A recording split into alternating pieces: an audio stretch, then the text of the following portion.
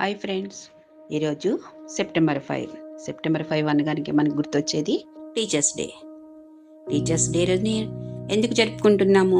సర్వేపల్లి రాధాకృష్ణ గారి జయంతిని టీచర్స్ డేగా జరుపుకుంటున్నాం. మరి సర్వేపల్లి రాధాకృష్ణ గారి జయంతిని ఎందుకు జరుపుకోవాలి?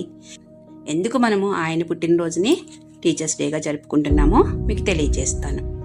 రాధాకృష్ణ గారు 1888 9/5 తిరుత్తనూరులో జన్మించారు. తండ్రి వీరాస్వామి, తల్లి సీతమ్మ. ఆయన చిన్నతనం నుండి ఎంతో తెలివైనవారు. స్కూల్లో మొదటి స్థానంలో ఉండేవారు.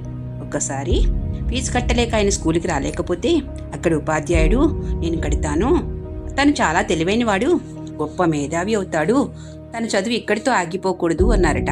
ఆ విధంగా ఆయన తన చదువును పూర్తి చేసుకుని ఒక ప్రొఫెసర్గా, వైస్ ఛాన్సలర్గా, ఉపరాష్ట్రపతిగా, రాష్ట్రపతిగా అనేక పదవులు నిర్వర్తించిన మహోన్నత వ్యక్తి సర్వేపల్లి రాధాకృష్ణ గారు.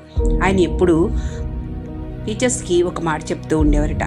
పుస్తకాల్లోని పాఠాలు చెప్పడమే కాదు, విద్యార్థిలోని ప్రతిభని గుర్తించగలగాలి అని చెప్పేవారట. ప్రతి ఉపాధ్యాయుడు నిరంతర విద్యార్థి కావాలి అనేవారు. అందుకే ఆయనకు ఎన్ని అవార్డులు ప్రభుత్వం ఇచ్చినప్పటికీ తన పుట్టినరోజు ఉపాధ్యాయ దినోత్సవంగా చేయమని కోరారట.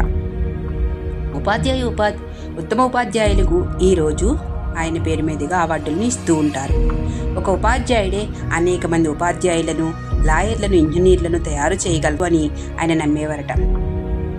అటువంటి ఆయన పుట్టినరోజు సందర్భంగా ఇటువంటి గొప్ప ఉపాధ్యాయులను సన్మానించగలగడం మనం అదృష్టం కదా.